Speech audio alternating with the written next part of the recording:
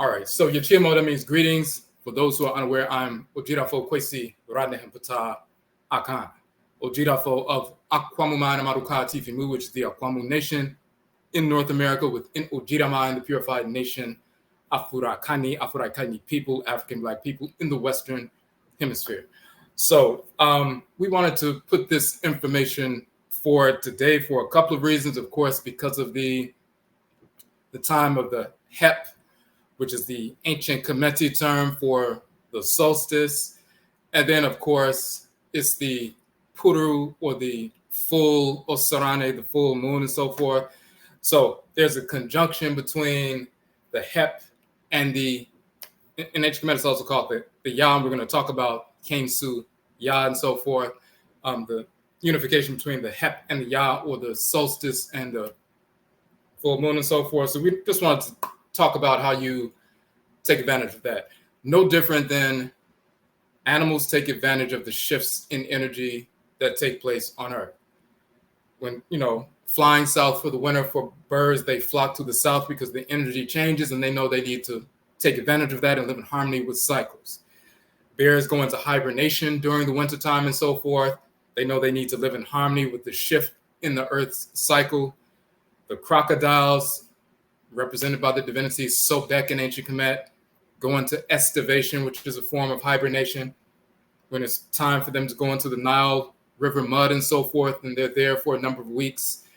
They're living in harmony with, the seasons. We do the same thing to a certain extent, but we do it physically by, seasons change and we change our outer wear and so forth. But the shift in seasons also has an effect on us physiologically, but also hormonal secretions, our mental state, and so forth. And when people are talking about therapy, that's becoming a very, very popular thing in our culture now.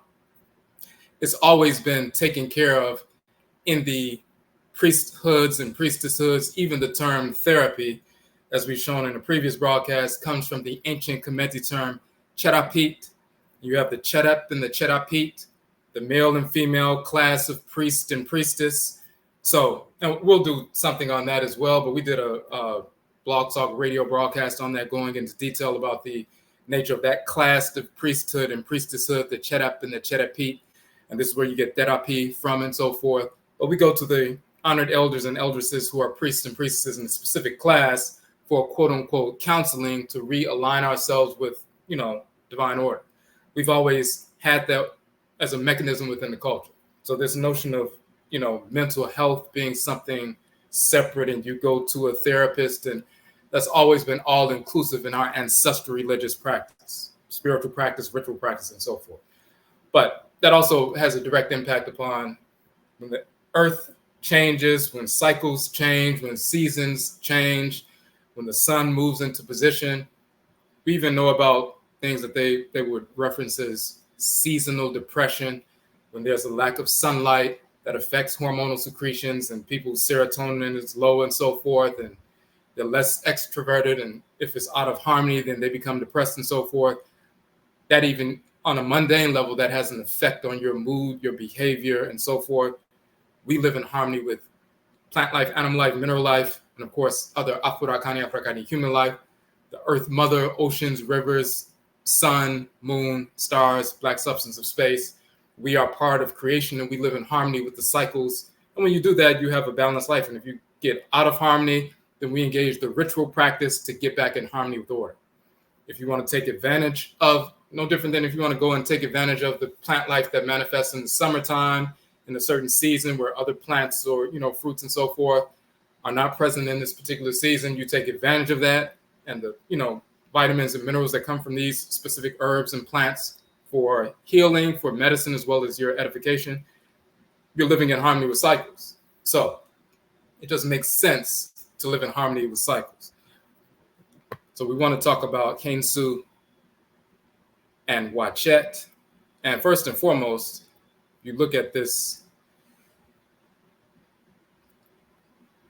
image.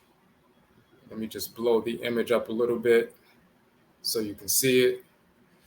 So first of all, you see me standing there. This is in the temple of Khensu in Kemet, When we were there a couple of years ago, conducting a study tour, this is in the Temple of Khensu in Apet Asedu, which is the so-called Karnak, but the ancient, sacred temple of Apet Asetu in the precinct of the female divinity Mut, who is a wife of the great divinity Amen. So you have Amen, Mut, and Khensu, which is a sacred triad, just like you have Alsar, Set, and Heru, and so forth. You have Amen, Mut, and Khensu. In the temple of Khensu, and sometimes they'll spell it Khonsu, like in the Coptic dialect and so forth. Within that temple, first of all, you'll see this is actually Ra'et, the creatress, who is the female counterpart of Ra, the creator. This is actually Montu in that particular temple, but you'll see Montu and Ra'et together. So I'm standing before that image, but also within that particular temple,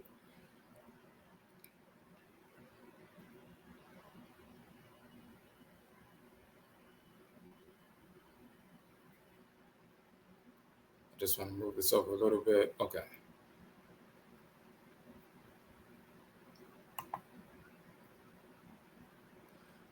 What you see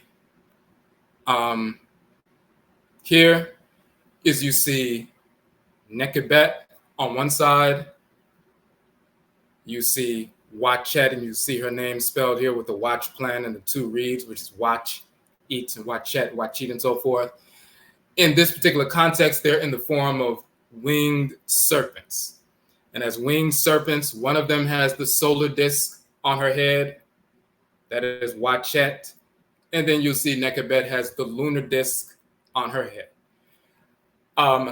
Sometimes you'll see them in the form of the serpent and the vulture on the crown of the Per'a, so-called pharaoh, as well as the queen mother, the Himat, and so forth. But sometimes you see them as dual cobra serpents, as you see in this capacity. When you see them like this as the winged serpents, the serpent body, the wave body with wings, an expansive wave, they govern the magnetosphere that's surrounding the Earth, and the electric and magnetic and so forth, and the magnetos on the feminine side, and the magnetosphere that's surrounding our bodies. So when they're shown as winged serpents, that is the magnetic, electromagnetic field. So you have that winged serpent, and in this context, you have Wadjet, who's the serpent power who governs the summer solstice. And then you have Nekebet, the serpent power that governs the winter solstice on the feminine side. So let's look at an image of them first and foremost.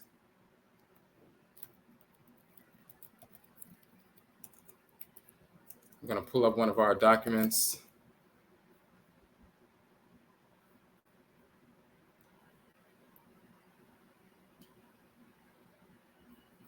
Hold on 1 second. I want to show.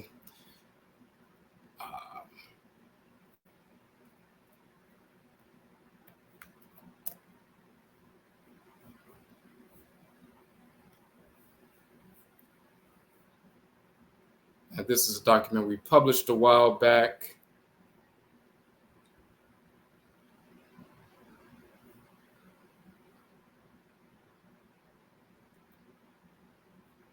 Hold on 1 second. So somebody posted it on a different site, but I want to get the actual.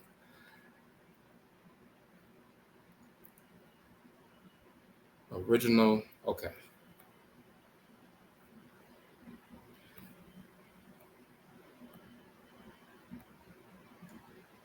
All right, so this is the document, and we're just pulling this up to show this relationship of Wadjet and Nekebet.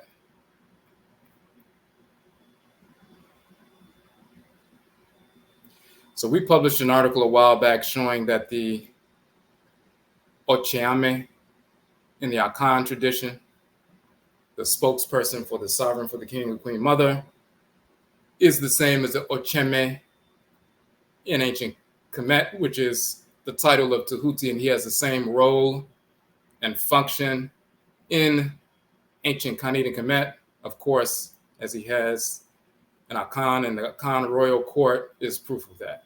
Even the name of that functionary is the same title.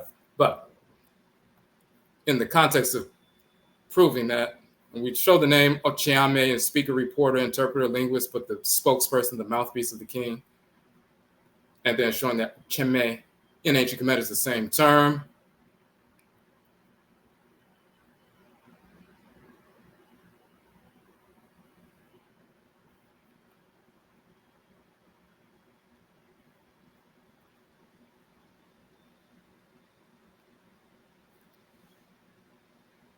This is from the temple of Seti in Abju. And you see Tahuti right here. And he's holding, two staffs. And what you also see is that the serpents of Wadjet and Nekabet are surrounding the staff and going up to the top of the staff and so forth. Now, there's a couple of things that are important. You see the red crown, you know that's Wadjet, and the white crown, the conical crown, that is Nekabet. So you have Tahuti, the spokesperson, the high priest, and so forth, mouthpiece of the sovereign, the divinity that represents divine wisdom on the masculine side. He's also called Ma'al Kher, the one who speaks or voices, Kher, the divine law, Ma'al, so Ma'al Kher. That was corrupted into Ma'al Sher and Ma'al She and Ma She and Moshe and quote unquote Moses. They took it directly from Tahuti. Moses, of course, is a fictional cartoon character who never existed, just like all of the characters in the Bible and Quran and Talmud, fictional characters who never existed. There was no black Moses, no black Yeshua, no black any of those characters. They're all fictional, and they're stolen from names and functions of forces in nature of ancient Kemet. So, Ma'al, Sher, one who speaks or voices, Sher, the divine law, Ma'al. And he makes others Ma'al, Kher, or Ma'al Keru, and so forth. But he's holding the staff. When they talk about Moses dropping the staff and the serpent swallowing the staff and all of this other stuff, these are the two serpents swallowing the staff or encircling the staff. One is Wadjet and one is Nekabet. Wadjet with the red crown, the solar force, and the electromagnetic field. Nekabet is the lunar force. Now, you'll also notice that when the serpents are going up the staff, the Katasus staff that they show for, the medical field and so forth, representative of the staff of the spine and the quote-unquote Ida and Pingala, the two serpents encircling the staff, and it represents wisdom and medicine and everything else. Taken from Hinduism, that's a corruption of Wadjet and Nekabet, the two serpent powers going up the staff or the spine and so forth. So, but let's look at more about Wadjet and her solar force, and then we're going to look at Khensu.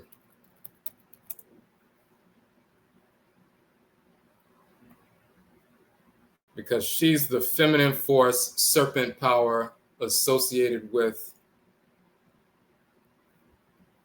the summer solstice. So in the Akan tradition, Wadjet, this is her in her feminine form. Wadjet, in Akan, she's called Ya. So a woman born on Thursday, a female born on Thursday in Akan, she's called Ya, like Ya Asantiwa is named after the divinity Ya. That's her title in Akan. In Yoruba, she is Oya. In Vodun, she's Avejida. In ancient Kemet, she's Wadjet and so forth. Same divinity, same force. But let's look at her force. She governs the planet Ya, or so-called Uranus and so forth. Fire-spitting cobra. Fierce attacker, relentlessly assailing disorder. Your divinity of fighting and punishment. Protectress of royal sovereignty. And along with her twin sister Abba, who is Nekabet, they govern the divine magnetosphere, the governmental structure preserving stability within creation, Abadie, and the divine body of Nyamewa, Nyameo, Aminet, Amen. And the same with our bodies as well, the magnetosphere surrounding Earth. So you see the fire-spitting cobra.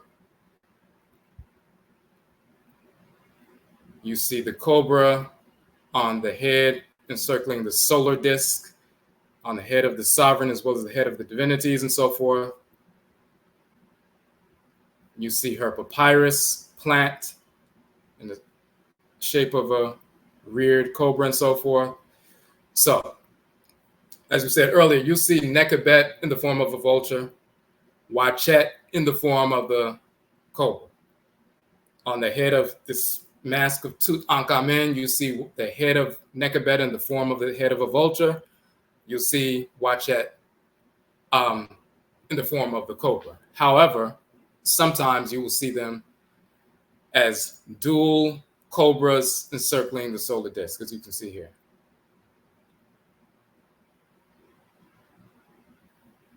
In this context, they're called watch T, meaning the dual, double Wadjet, and so forth.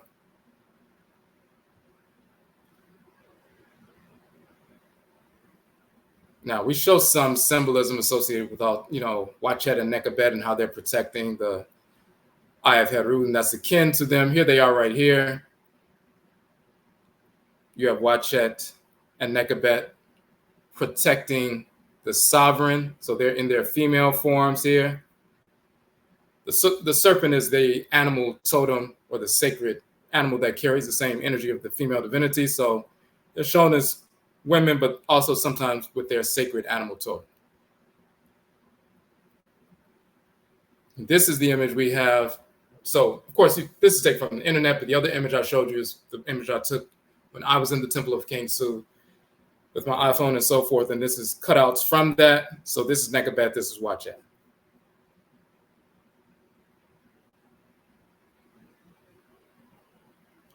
This is the magnetosphere surrounding the planet.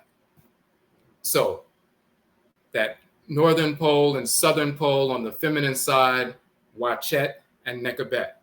So they are protectors and so forth when they're on the head of the sovereign, fire-spitting cobras, protecting. So you come in contact with the sovereign and so forth, the energy being projected attacks anybody trying to project negative energy on the individual.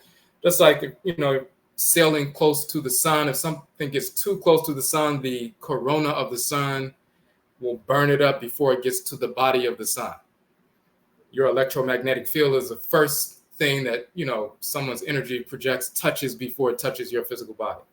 You can strengthen your magnetic field through ritual practice, dietary practice, exercise, and so forth. So you have a strong, vibrant, kahibit, so-called aura that repels the negative projections of other individuals. That's a central component of mental health. Psychologists are not going to talk about that because they don't know anything about it. They don't know about invoking, and Europeans couldn't do that anyway, invoking any divinities. Only Black people can do that. But invoking Wadjet, invoking Ya, Oya, Avejida, that's central to our mental health. When you have that vibrant, strong aura, you can repel negative energies, negative thoughts, projections, someone trying to deliberately project negative energy towards you, or if they're unconsciously projecting, trauma, making you feel heavy or triggering your conditionings, you can repel that. Just like if you have a large magnet on a table and a small magnet and the light polarities are facing, as soon as the small one gets close, it gets repelled and pushed back before it can touch the body of the magnet. The magnetic field is so strong, it's going to repel it. It can't penetrate unless you force it there. When you have a vibrant aura because you're engaged in ritual invocation with Wadjet as well as Nekabet, you can repel these negative projections from other individuals. That's central to mental health and stability. Just like the magnetic field of the earth is, facilitates the stability of the planet. If there was no magnetic field, asteroids and other stuff would just come, get right into the, orbit, get captured into the atmosphere of Earth and come and destroy the Earth. There's a magnetic field, there's repulsion. So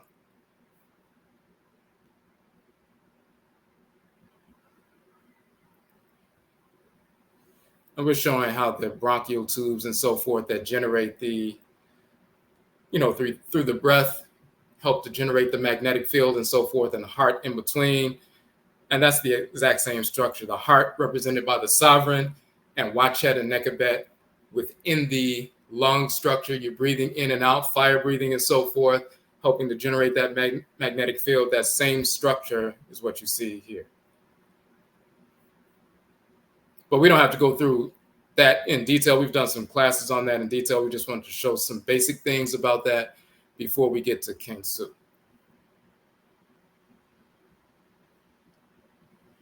So the Kahibit, as it's called in ancient Kemet, as we said, the aura that extends beyond the physical body, your electromagnetic field and so forth, your magnetosphere, regulated by Wadjet and Nekabet.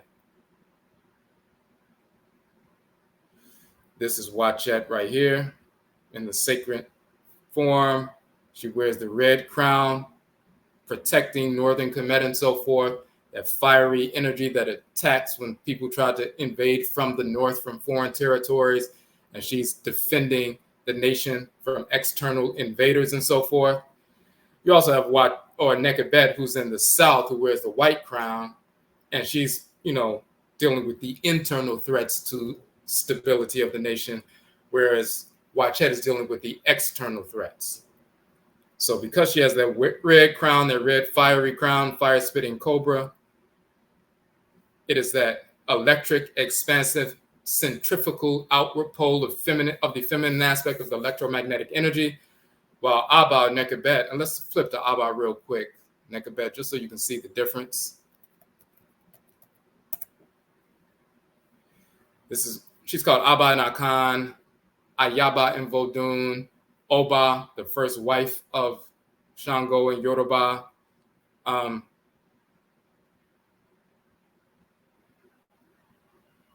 Her sacred symbol is the vulture, of course.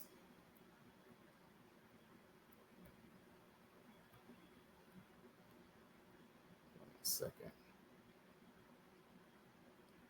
We show some of the, linguistic information about her name. But that's her image.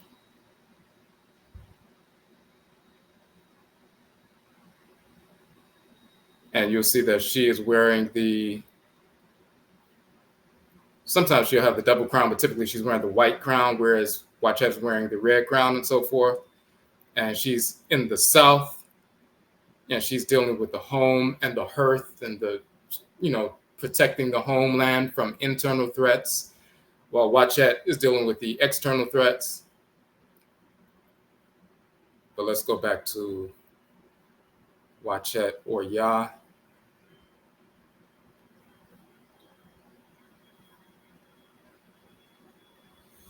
So that outward, expansive, electric, centrifugal force is, that aspect of the electromagnetic field of Wadjet, but the inward centripetal force, inward and magnetic, while she's outward and electric.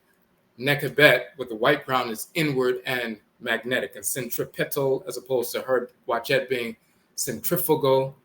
But that's the serpent power that expands, explosive, base of the spine, rising up to the top and so forth, expands, explosive. That is the feminine aspect of that electromagnetic field. This is where that comes from. You're dealing with Wadjet, and you're talking about she also wears the solar disc and so forth, where Nekabet wears the lunar disc, the fiery energy as opposed to the cool energy. She's dealing with the poles. So one pole is at the base of the spine, the other pole is through the top of the head and so forth.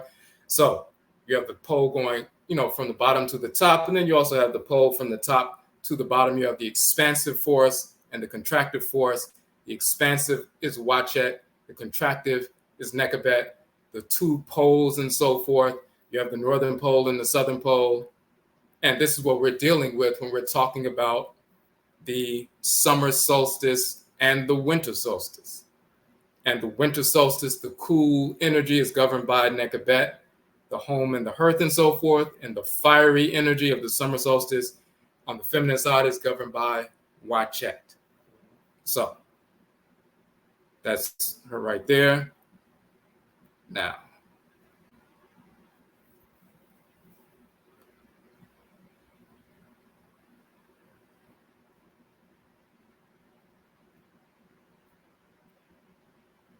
So, but this is the actual, when we were there, of course, you had, so we took the, image from inside the same temple here in another portion of the temple.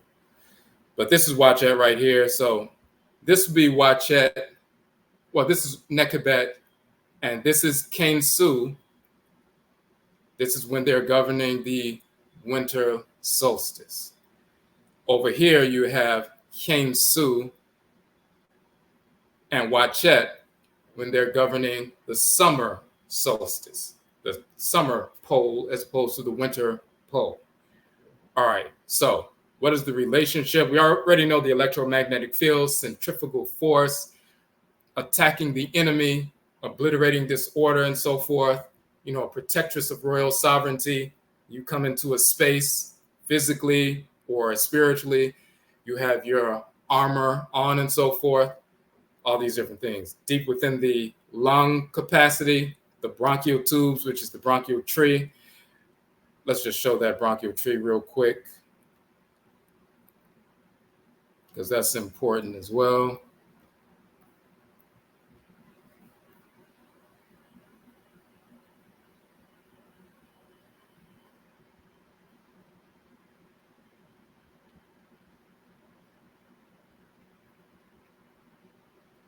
So when they talk about Wadjet, governing the magnetic field of Earth and so forth, that includes the jet stream moving around Earth, the winds and so forth, hurricanes and things like that. And of course, Yah governs, hurricanes and tempests and so forth. That's the electromagnetic field affecting the atmosphere of Earth and causing the movement of the jet stream moving around Earth. And once it moves to certain places, because of certain other conditions, it can create, tornadoes and tempests and hurricanes and so forth.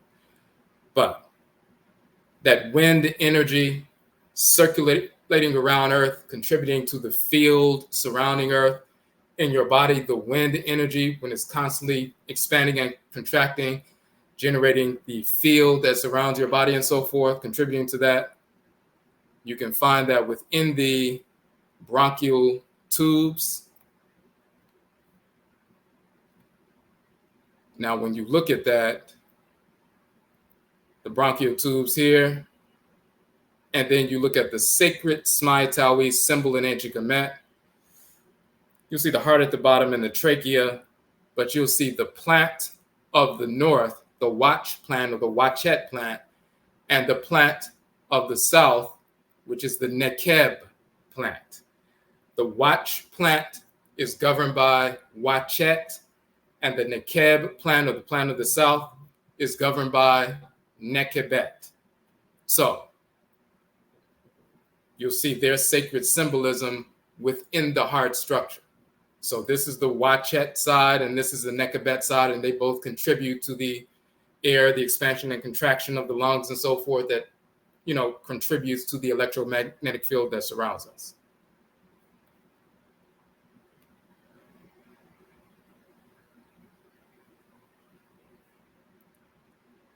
And we just show another representation of that, the Ayah, Adinkra symbol in Akan, Ayah, the root is Yah and so forth. That's that sacred plant. But you have Wadjet, sacred plant on this side, Nekebet, sacred plant on that side, the Watch plant and the Nekeb plant. Their shrines are inside the body.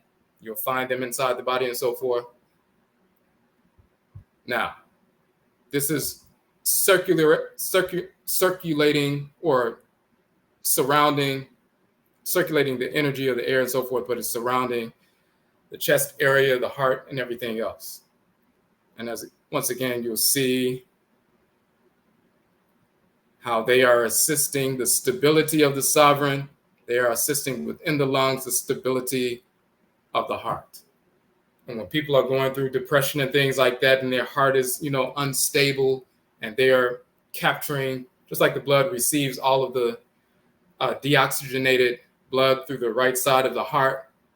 When that blood is purified through the lungs, the heart-lung complex, then the purified oxygenated blood leaves the left side of the heart to circulate throughout the body and so forth, sent through the arteries, but then captured in the veins and brought to the right side of the heart to be purified once again. But if your heart is receiving deoxygenated blood and debris and so forth, and there's no purification.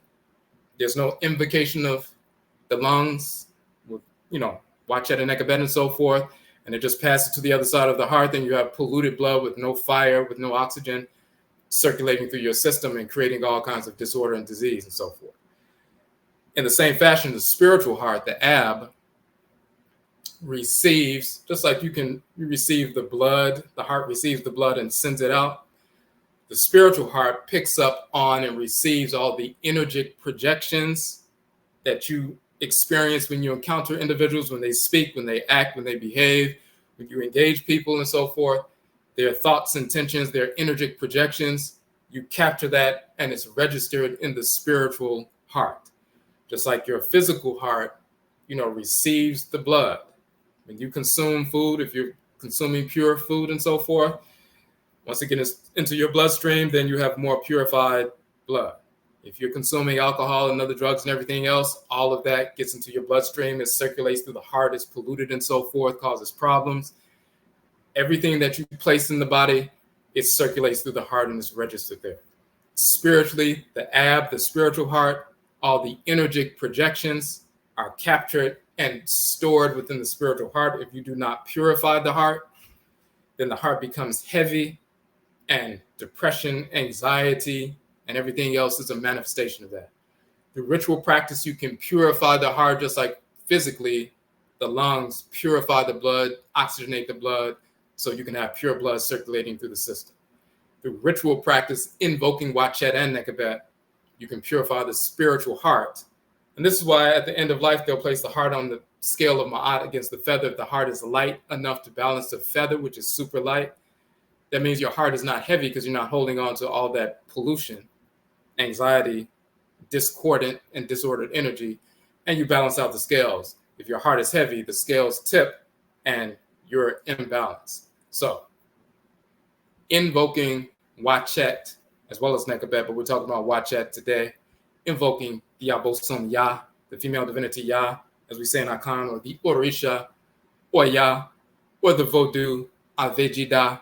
Invoking them is part of that process of purification. This is a good time of the year that her energy is dominant during this pole energy or polar energy and so forth. Good time of the year, and especially, today, the, summer solstice energy as well as the full moon and so forth. Time is auspicious to invoke them by name in Susuw, in meditation, to help that purificatory process. All right.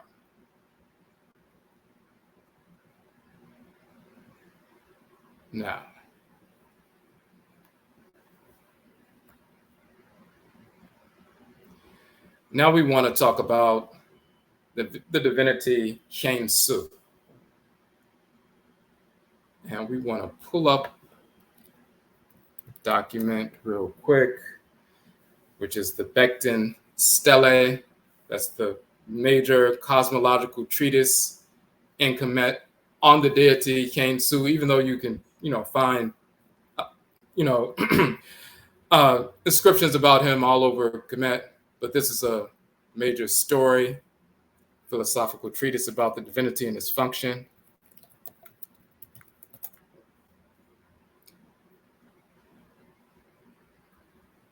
And there's a particular, let's see.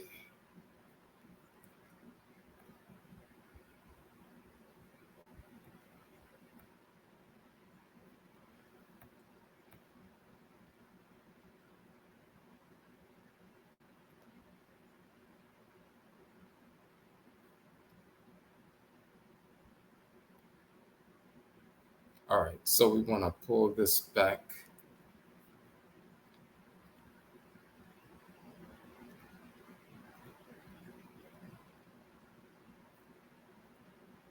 So there's a couple of things we want to show. So this is one of the forms of Khensu, and he has different titles.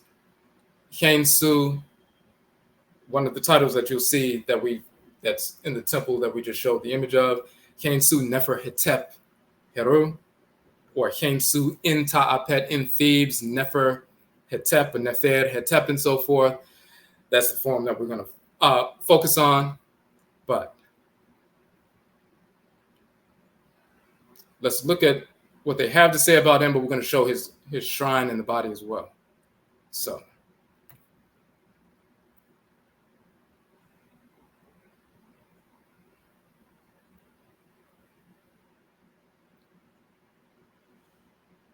of course, he has this lunar disc on his head. He has the similar, features of the divinity Heru, another falcon-headed divinity, sometimes shown with the head of the falcon.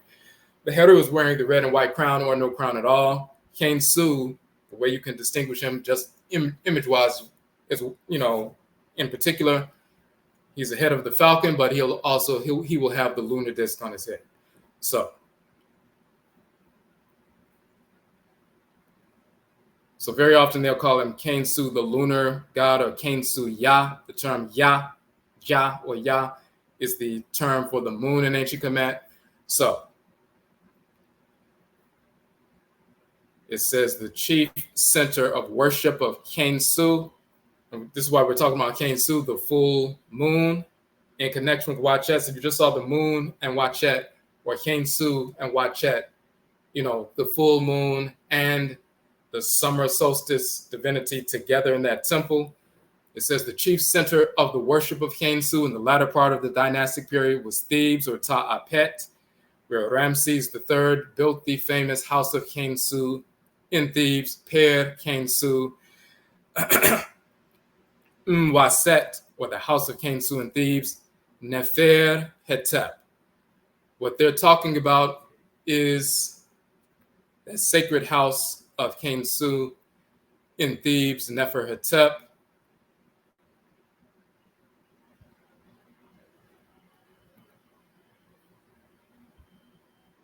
That is this house right here. This is the shrine that they're talking about. That's the shrine that we were in. And let me just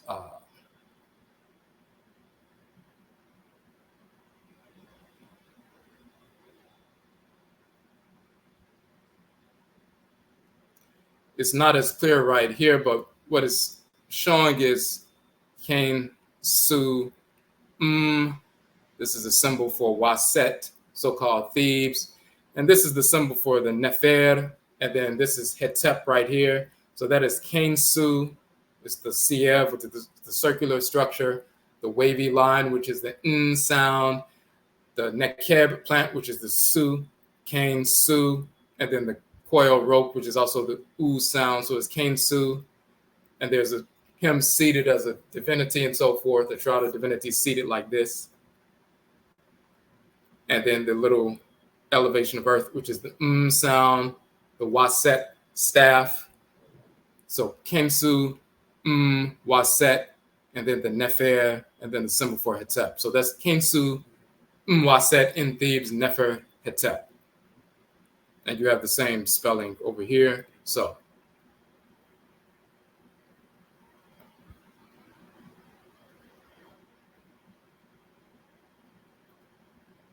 now, what is important about him and what we're talking about for today? On the solar side, when he's working in concert with Ra, he can be called Khensu Ra, but he's also called Khensu Ya when he's associated with the moon. You'll also see Khensu Pakart, Khensu the child. Now,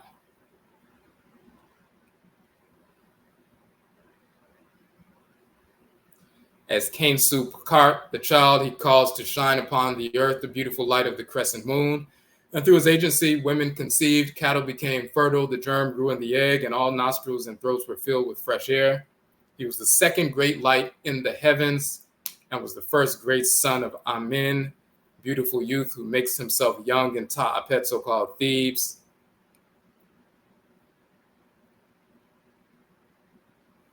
Oh, back. 1 second, I made a mistake.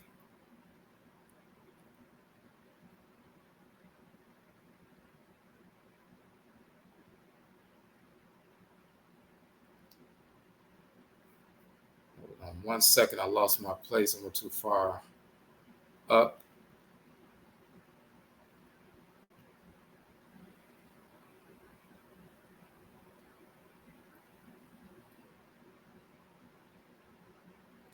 And of course, if you have any questions in the chat room, you can post them. Let me just find this place right quick.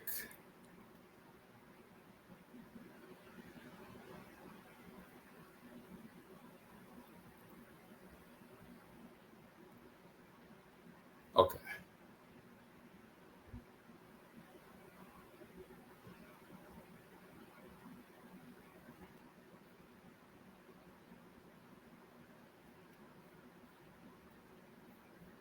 Okay, so they use different forms. You'll see him as a dual Khensu standing upon crocodiles. We're going to get into that. That's, him governing, on one hand, governing, regulating a certain expression of energy.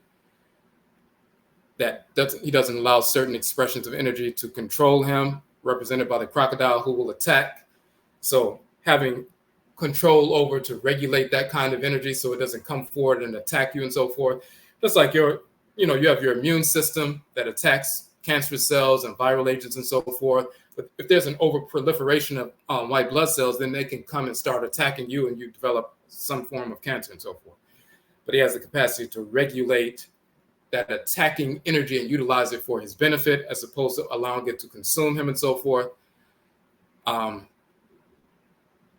Hold on 1 second.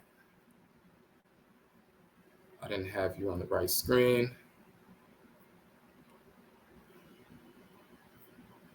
So this is Khensu standing upon the back of the crocodiles.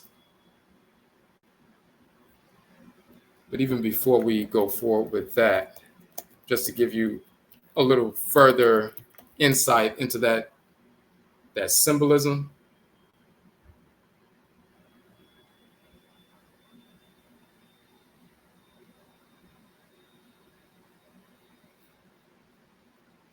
I'm going to show you a little short video from when we were on our study tour in Kemet, when we visited the Nubian village in Kemet, and they raise crocodiles in their living rooms until they get to a certain age and so forth, and then they take them out into the river. So it gives a different context for this notion of, you'll see Khensu, including Khensu the child, standing on top of crocodiles, or you'll see Heru as Heru the child standing on top of crocodiles and regulating that noxious, fire energy. But there's another context to that we want to show real quick.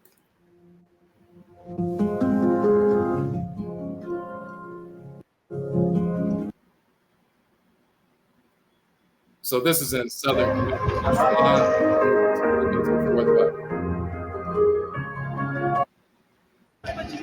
of course, those are the original people of Kemet who still live in the south.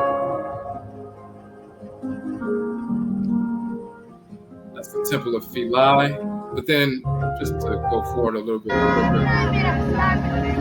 See,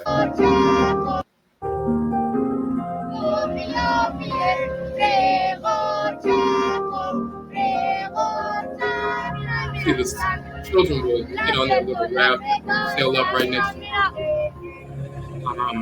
But that's important because early on, we went into a Nubian village.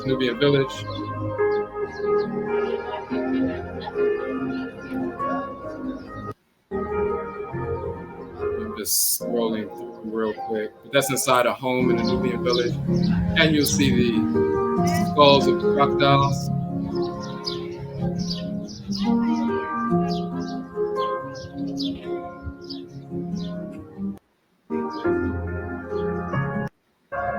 We go further into the home, into the inner sanctuary, you'll see that they have crocodiles in their living room area. And they raise them until they get too large, and then they release them into the water. But they are in the living room. Now you see right here, hold on, stop that. So you see the two children standing on the back of the crocodile. And just like we raise, dogs and, other animals as pets and so forth and interact with them, you see these two Nubian Nubitu children standing on the back of the crocodile. All right. Now you see the child Heru standing on the, backs of the crocodile.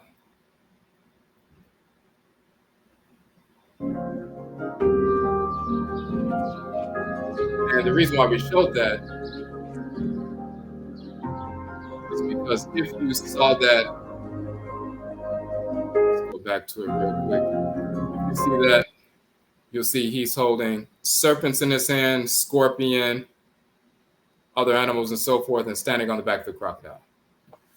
If you see that symbolism, and you'll see scholars writing about that, they'll say, oh, that's just represents the child and his childlike nature, and he's controlling the negative spiritual forces, and he's standing on top of the crocodile, showing that he has control over negative demonic spirits and so forth.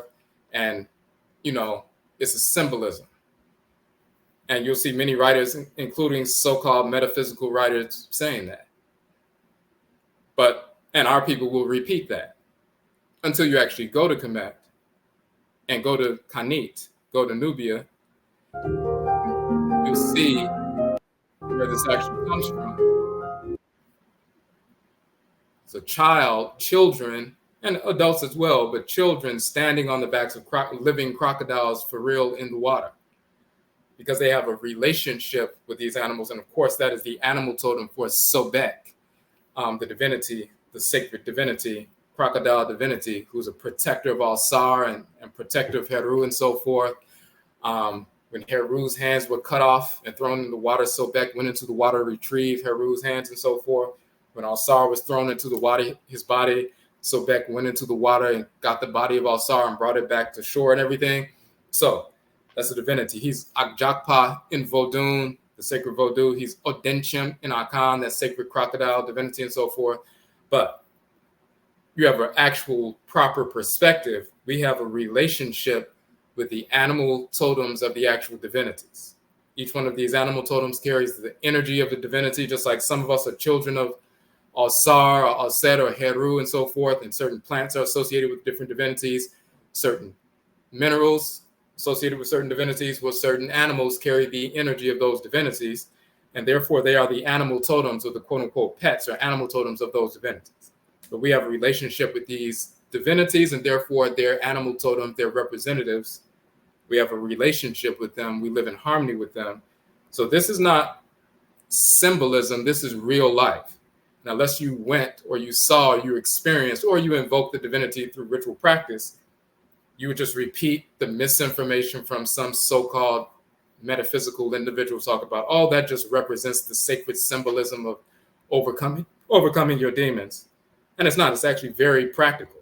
It does have to do with regulating energy and so forth, but it starts off with, we have a relationship with the deities and their animal totems, and the Whites and Offspring don't. So when they would see that kind of symbolism, the only thing they could think is, that must be symbolic.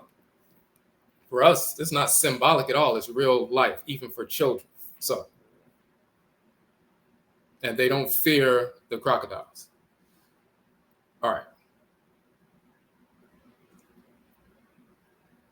So now when you get back to, we're talking about children, right?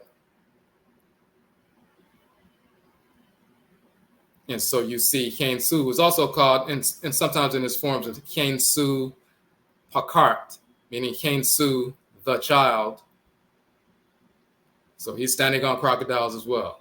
So what is this relationship with Khensu sublimating that energy of the crocodile to allow it to work in his favor for protection as opposed to being consumed by it? Let's look a little bit further.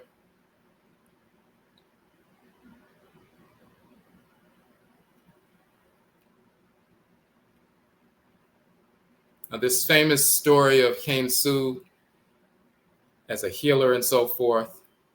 Let me pull this out.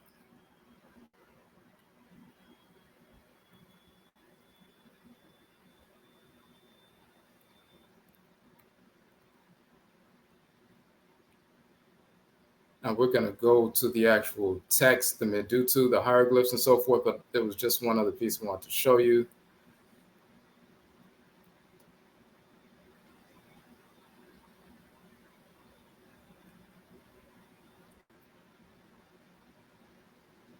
They talk about him going to, there was a sovereign in the Near East who was having a problem with spirits attacking, and they sent Khensu, the shrine of Khensu Neferhetep, to that region of the Near East to cast out that demon. So, because of the power of the divinity. And we're going to look at that text, but there was another piece I just want to show real quick.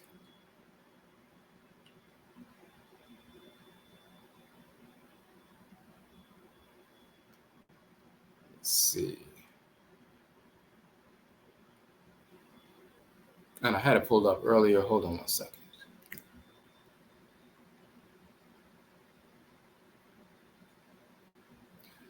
Actually, let's just go to the actual Medutu text.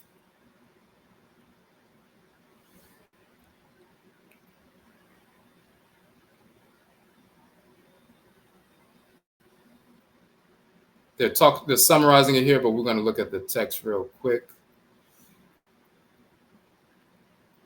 See how far down it is.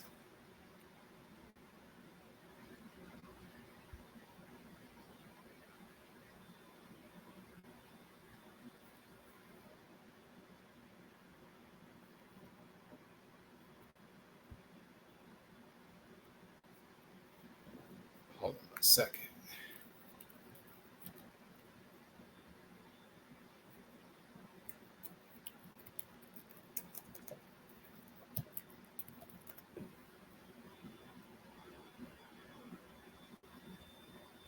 This web archive.org, sometimes it moves slower. So it's the Becton Stele. Let's see if it has.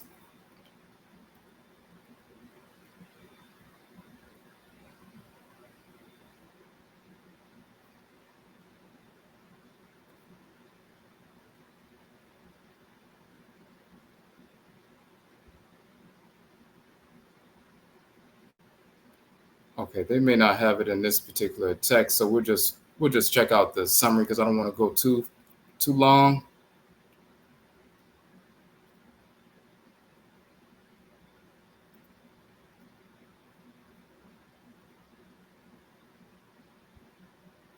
Okay, so they're talking about there's a country of the country of Neheren, and this is Neher or Neheren, Western Asia, Western Syria, and so forth. And they're talking about this particular country, but what happened was there was a sovereign in that region. The Prince of Becton appeared in Ta'apet, so-called Thebes, 22nd day of the month.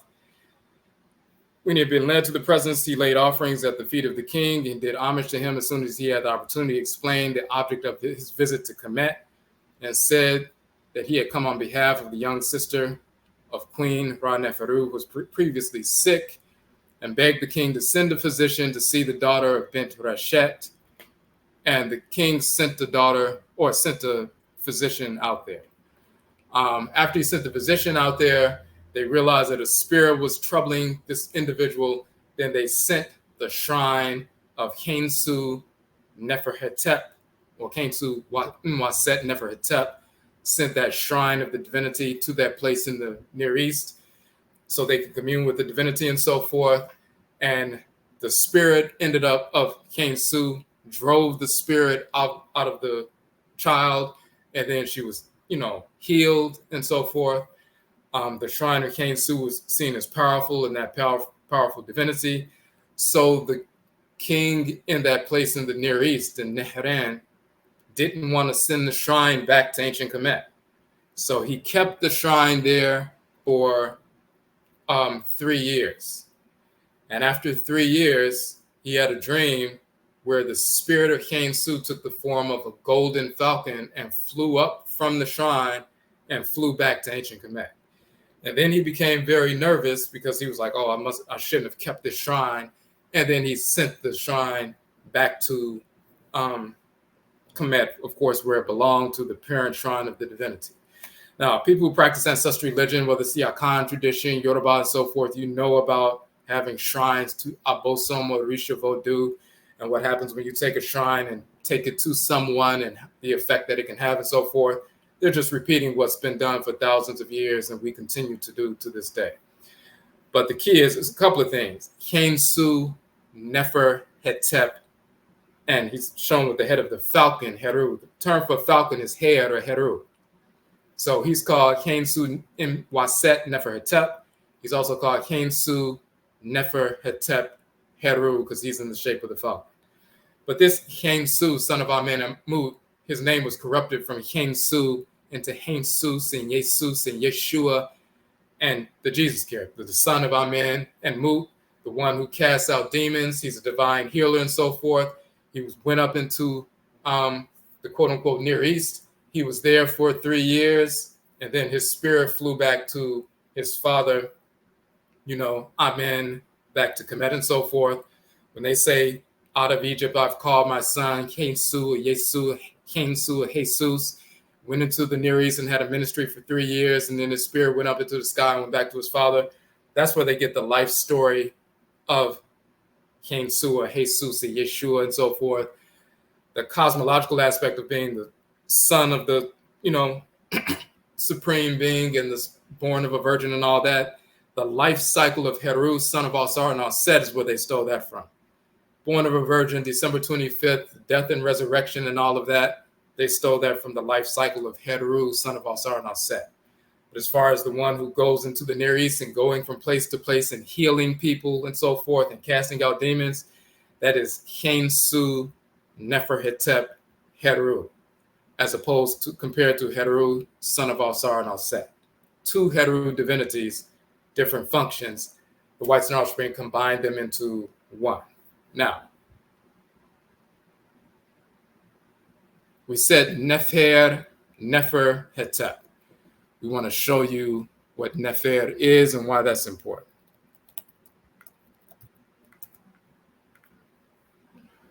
So we're going to pull up an article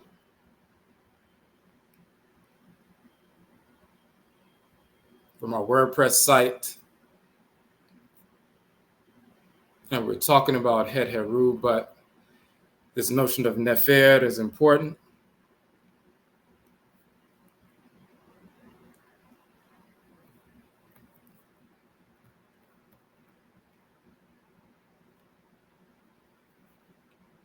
It's important in the context of him being called Nefer Hetep.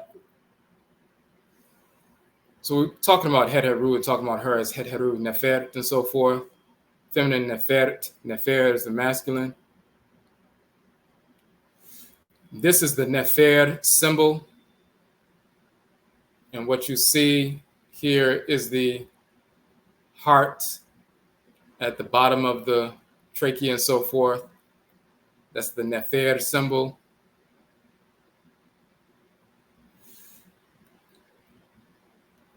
And then we talk about what the Nefer symbol is. You have the N sound, the wave energy of the N sound, the N, and then the F is the F sound, and then the R sound. And then on the feminine side, it's the T. So it's N, F, R, T, Nefert. But it's N, the root energy of being, the R sound, which is the expansive radiant force, the F sound, which is the breath, the vital energy, and then the T concretizes that. So we show what the term Nefer actually means, and let's just go through that real quick. N is a sound born of the primordial energy of Nun and Nonet, the mother and father of Ra, the root energy of being. The F is when you say F, that's the breath sound. Just like you have Neph is the word for breath. It's shown as a serpent divinity, is animated breath. The R is the R sound, the radiant sound, the generative power of Ra and Ra'et, the creator and creatress. And the T is the concretizing function, and so forth. So Nefer is the primordial root energy of being, animated by the vital breath, F, and radiance, Ra, of the creator and creatress, concretized, Ta, in feminine form and force. But the image of it is that, trachea connected to the heart at the bottom. So why is it shown as the Nefer Hetep, or the Nefer at Hetep, or the Nefer at peace? Why is that a title of Khensu? Why is he shown as a male divinity, full grown, but also as a as a child? What is the relationship there? Most divinities are shown as adults. There's only a few of them are shown as, Heru the child and Heru the adult. Khensu the child and Khensu the adult.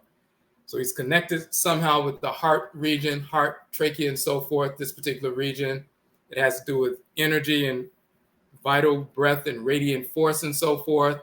He's a healer, caster out of demons, healer, protector, and so forth. Can be shown as a child as well as an adult and so forth. And it's connected somewhere to the heart. So what is Khensu's shrine in the body?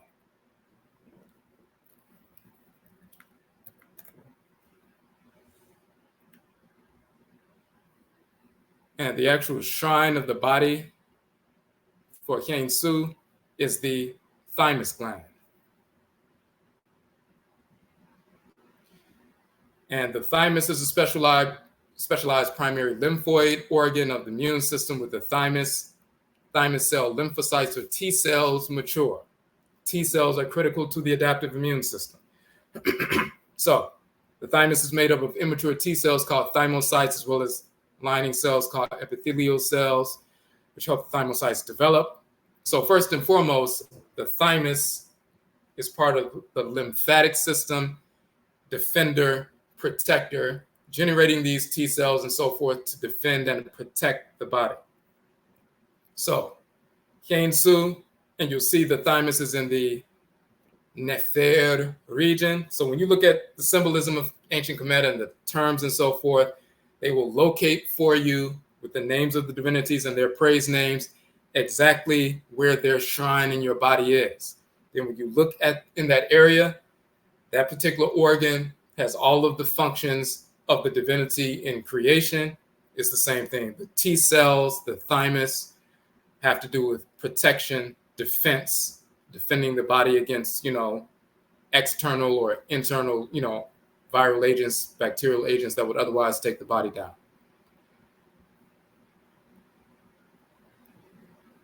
So they're talking about the T cells and so forth.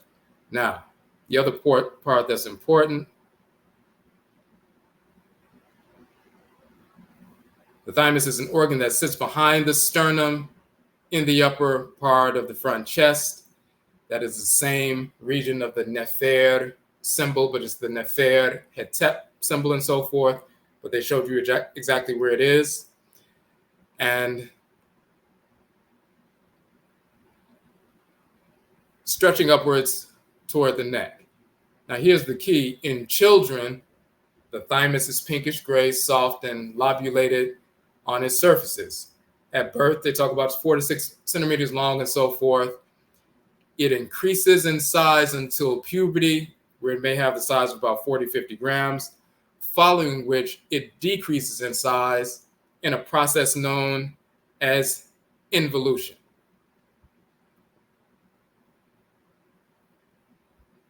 Now,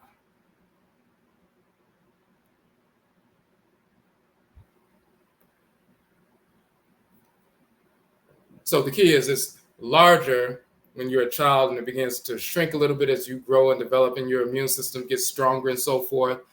Then it goes through that involution process and it gets smaller. And most organs don't function that way. There's a relationship between the child expression of Khensu the child, the large thymus, and then Khensu the adult when the thymus shrinks, but then you have Khensu Ra, Khensu with the solar disk, and Khensu Ya, Khensu with the lunar disk, and so forth. So when you see the children, they're the big thymus gland, and they're standing on top of the crocodiles. They're showing the function of the thymus powerful in children and generating these, T cells and so forth. And then it shrinks as the child grows into adulthood. And then they operate greater with their own power throughout their lymphatic system throughout the body and so forth. But the thymus gland is the shrine of Khensu in the body. The thymus gland is connected to, and let's just go down a little bit further.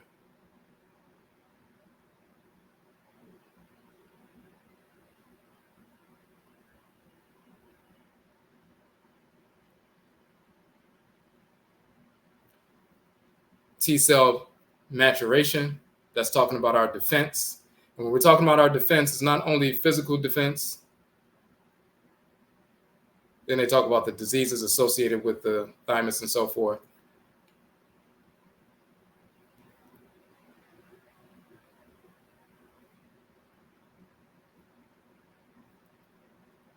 But we're not just talking about physical defense. We're talking about, on the spiritual side, defending yourself from negative projections from individuals, entities, protecting your mental space and so forth. We're talking about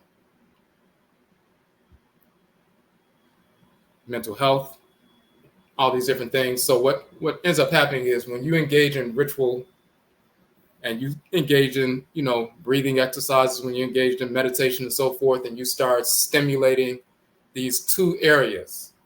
We talked about Wadjet, connected to the bronchial tubes and so forth, connected to the heart. You're expanding and contracting your lungs, fire breathing and so forth through meditation. You're stimulating the shrine of Wadjet, that fire energy and so forth, and stimulating energy within the energy field in the body, the magnetosphere that surrounds the body for protection, external and so forth. But then you're also stimulating the Nefer region in the body where the thymus is, and you're stimulating the shrine of Khensu. And at this time of the year, when you're meditating, instinctively, whether you know it or not, and this, of course, is for Black people only, as soon as you sit down and begin meditating and engaging in ritual and start slipping into the trance state and so forth and moving towards the spirit realm communication, you're invoking and stimulating the shrine of Khensu in the Nefer Hetep region, in the thymus region, not just for physical protection from negative bacteria and so forth, but also from people's projections that can affect your mental health and your spiritual balance. So he's protecting from that internally.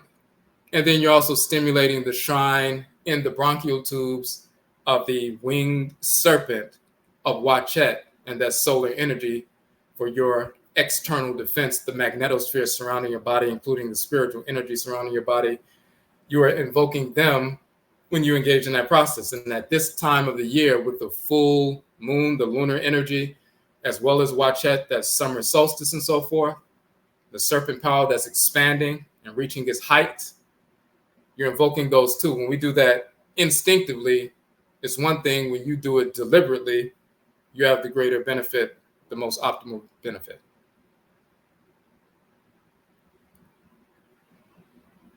All right.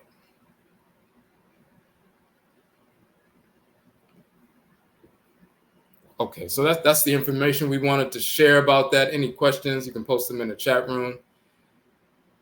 Any questions about any of that information? And when we're talking about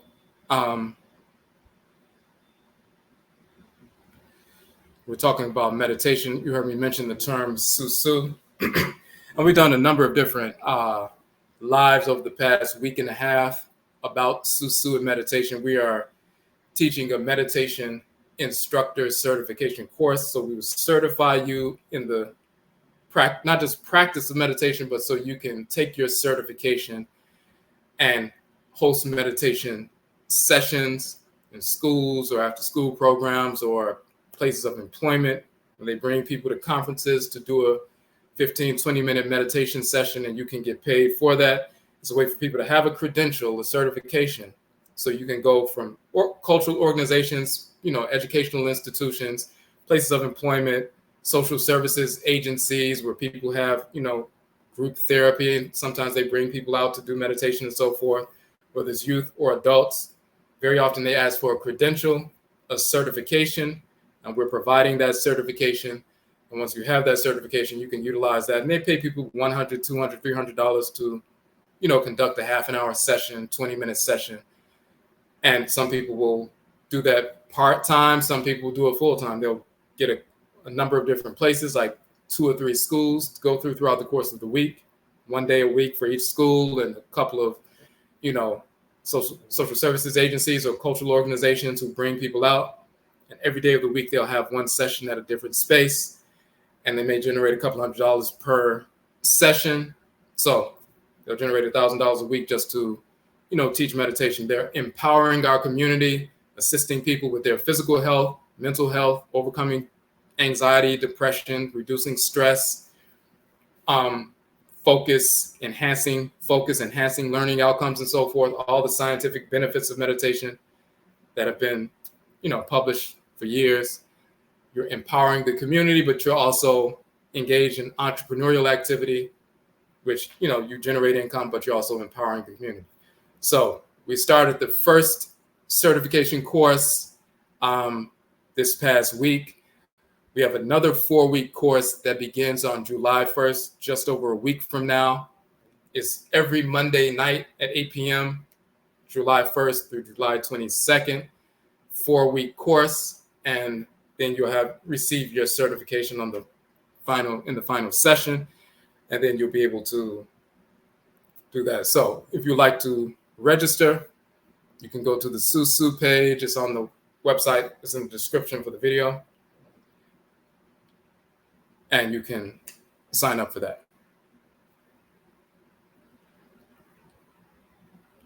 And we did an overview of the class. You'll see that overview on this channel. Just go back like a week or so ago.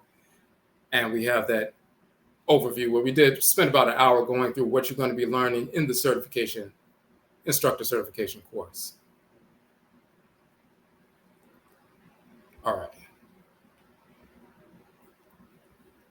All right, so if we don't have any questions, we're going to go ahead and end it here.